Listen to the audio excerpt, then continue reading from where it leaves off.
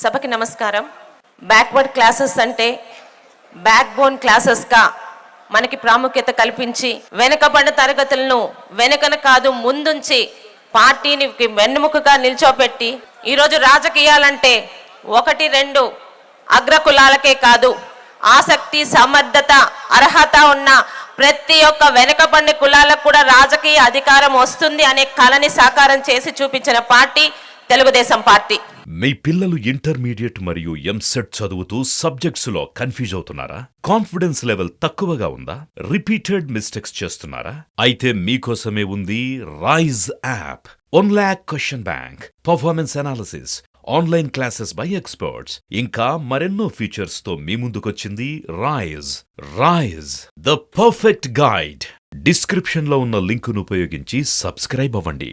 ఆనాటి ఎన్టీ రామారావు గారి దగ్గర నుంచి ఇప్పటి వరకు జరుగుతున్నది. ప్రతి వెనుకబడిన కులాల నుంచి ఆనిముత్యాల లాంటి యువకుల్ని తీసుకొని వచ్చి ఈరోజు విడిపోయినా కూడా 2 తెలుగు రాష్ట్రాల్లోని బీసీ నాయకులుగా అగ్ర నాయకులుగా వెలుగొందుతున్న అనేక మందిని తీసుకొచ్చిన పార్టీ తెలుగుదేశం పార్టీ.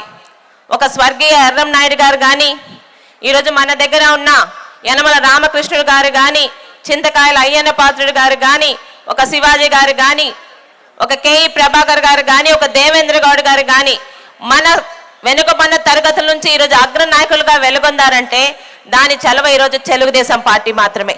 వెనుకబడిన తరగతుల్ని రాజాధికారం తీసుకొస్తామని గాలి మాటలు చెప్తున్నా వైఎస్ఆర్పి పార్టీలో ఉన్న ఈరోజు బీసీ నాయకులుగా అక్కడ ఉన్న వాళ్ళకి ఒకటే ప్రశ్న, మీరు పదవులు పొందడం తప్పితే బీసీలకి మీ ద్వారా ఏదన్నా న్యాయం జరిగిందా, ఎక్కడైనా సహాయాలు జరుగుతున్నాయని చెప్పటే మీకు సమాధానం ఉందా అని ఈరోజు సూటిగా ప్రశ్నిస్తున్నాము. ఈరోజు బీసీలని పునాదిగా చేసుకొని మీరు పదవులు పొందడం కాదు, ఏ తెలుగుదేశం పార్టీలోనే బీసీలకి పునాదిగా మారి ఈరోజు రాజ్యాధికారం ఇచ్చిన తెలుగుదేశం పార్టీకి మాత్రమే బీసీల పార్టీ అని చెప్పుకునే ఒక అర్హత ఉంది. ఏం జరుగుతున్నాయండి ఈరోజు?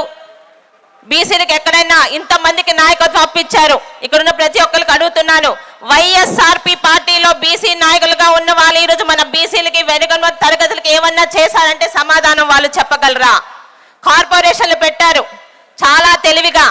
ఈరోజు రాష్ట్రంలోని జనంలోని దాదాపు మెజార్టీ శాతం 60-70% ఉన్న బీసీలని ఈరోజు బీసీల ఐక్యత ద్వారా బీసీలను ఇబ్బంది పెడుతున్నారు. కులాలుగా మార్చారు, 56 కార్పొరేషన్లు పెట్టారు, వారి మనుషుల్ని చైర్మన్లు కానీ ప్రెసిడెంట్లు కానీ పెట్టుకున్నారు డైరెక్టర్లుగా. కానీ ఒక్క బీసీలకు కానీ వెనుకబడిన తరగతులకు కానీ కనీసం ఈరోజు లోన్లు కానీ ఏమన్నా వచ్చాయని అడుగుతున్నాను. ఏవండి ఆ బీసీ స్టడీ సర్కిళ్ళు, ఏవి విదేశీ విద్యలు ఎక్కడ ఉన్నాయి? ఈరోజు ఆదరణ పథకం నా తండ్రి శివాజీ గారి హాయంలో మొదలైంది. తర్వాత మా జిల్లాకు చెందిన అచ్చెన్నాయుడు గారి హాయంలో కుల వృత్తుల్ని గుర్తించి కుల వృత్తులు మరుగుపడకుండా ప్రతి ఒక్కరికి ఆదరణ పథకం కింద పనిముట్లు అందించిన ఈరోజు ఆ ఆదరణ పథకం ఏమైంది అని అడుగుతున్నాను. ఇక్కడ ఇబ్బందులు పెడుతూ బీసీల పార్టీ అని చెప్పుకునే హక్కు ఈరోజు జగన్మోహన్ రెడ్డి గారికి ఉందా? మాకు మంత్రి పదవులు ఇచ్చారని కొంతమంది వైఎస్ఆర్పీపీ పార్టీలోనే ఉన్న చెప్తున్నారు. ఇక్కడున్న ప్రజలకు అడుగుతున్నాను, ఈరోజు కనీసం మంత్రి పదవుల పేర్లు వాళ్ళ తాలూకు శాఖలు ఎవరైనా చెప్పగలరా? ఎవరికి వచ్చినా 3 రెడ్లు వస్తారు. ఈరోజు సకల శాఖ మంత్రులు కానీ, ఒక సజ్జల రామకృష్ణారెడ్డి గారు కానీ, ఒక పెద్దిరెడ్డి కానీ, వీరు తప్పితే మంత్రి పదవులు ఇచ్చిన ఏ బీసీలైనా ముందుకొచ్చి వాళ్ళకి శాఖకు సంబంధించి మాట్లాడుతున్నారా? తెలుగుదేశం హయాంలో ఒక టీటీడీ చైర్మన్ పదవి కానీ, ఏపీఎస్ఆర్టీసీ కానీ, ఏపీపీఎస్సీ కానీ, పోలీస్ హౌసింగ్ కానీ బీసీలకి కాకుండా ఇంకెవరికైనా ఇచ్చారా అని ఈరోజు మీ అందరికి ప్రశ్నిస్తున్నాను. మరి ఈరోజు జరుగుతున్నది ఏంటి? బీసీలకి పేరుకి మాత్రమే పదవులు, అధికారం ఎవరి చేతిలో ఉన్నాయో మీకు తెలుసు. టీటీడీ తాలూకా చైర్మన్ ని గత 5 సంవత్సరాలుగా వ్యక్తులను మారుస్తున్నారు, కానీ అందరి వెనక ఉండే ఆ రెడ్డి తోక మాత్రం ఒక్కటాగానే ఉంటుంది. ఇలాగ బీసీల్ని మోసం చేస్తూ ఈరోజు ఎంతమంది బీసీల మీద పోలీస్ కేసులు పెట్టారో తెలుసు. ఒక అచ్చెన్నాయుడు గారితో మొదలుకొని సోదరులు కొల్లు రవీంద్ర గారు కానీ ఎంతో మంది బీసీలని ఈరోజు అన్యాయంగా ఎటువంటి ఆధారాలు లేకుండా కక్ష గట్టి, ఎందుకంటే ఈరోజు తెలుగుదేశం పార్టీకి అండగా నిలుస్తున్నది బీసీలేని కక్ష గట్టున్నారు. ఈరోజు ఎక్కడైనా ఇంత మాట్లాడుతున్నారు. 2 తెలుగు రాష్ట్రాల్లో ఒక బీసీ నాయకుడిగా మీ అందరి చేత ఈరోజు గౌరవం పొందిన వ్యక్తి మా తాతగారైన సర్దార్ గౌతులచ్చన గారు.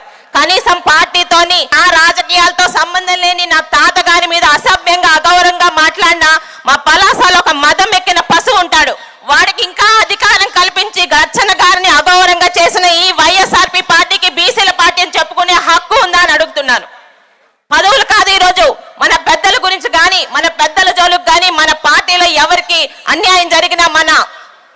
కులాల్లోని ఈరోజు కనీసం ప్రశ్నించలేని చవక పనికి మాలిన నాయకులు ఈరోజు వైఎస్ఆర్ పాపరెడ్డిలో ఉన్నారు. ఒక గౌడ్ సోదరుని అమర్నాథ్ రెడ్డిని కాల్చి చంపిన, ఇంతమందిని ఇబ్బంది పెట్టిన నందన్ సుబ్బయ్యని తలన చంపిన ప్రశ్నించలేకుండా ఏదో ఒకటో రెండో వెళ్ళి నష్టపరిహారం ఇచ్చే వీలా మన నాయకులను ప్రశ్నిస్తున్నాను. 5 సంవత్సరాలు అయిపోతుంది. బీసీల పేరు జపం చెప్పడం తప్పితే ఆచరణలో అమలు గాని ఎక్కడ గాని బీసీలకి అధికారం గాని బీసీలకి గౌరవం గాని బీసీలకి పదవులు గాని ఇచ్చిన మానాన్ని పోలేదు జగన్మోహన్ రెడ్డి. ప్రతి ఒక్కరికి తెలుసు. కానీ ఇక్కడ బాధ ఎక్కడ అనిపిస్తుందంటే అదే పార్టీలో ఉన్న బీసీ నాయకులు కనీసం ప్రశ్నించలేని చేత కాని వాళ్ళ నిలిచిపోతున్నారు. ఈరోజు మన సోదరులు ఇబ్బంది పెడుతుంటే, మన కుల పెద్దల్ని అవమానిస్తుంటే ప్రశ్నించలేని వాళ్ళు వీళ్ళు. ఇక్కడున్న ప్రతి ఒక్కరికి, ప్రతి ఒక్క బీసీ పెద్దలకి అందరికీ ఒకటే కోరుకుంటున్నాను, మనల్ని పునాదిగా చేసుకొని అధికారంలోకి వచ్చే నాయకులు కాదు మనకు కావాల్సింది. మనకి పునాదిగా మారి మనకి అధికారంలో తీసుకొచ్చే తెలుగుదేశం పార్టీ రావాలని కోరుకుంటూ ప్రతి ఒక్కరూ 100 మందికి ఈరోజు బీసీల కులం అని వైఎస్ఆర్పీ పార్టీ చెప్పినా ఖండించడానికి మనకి లక్షల ఉదాహరణలు ఉన్నాయి.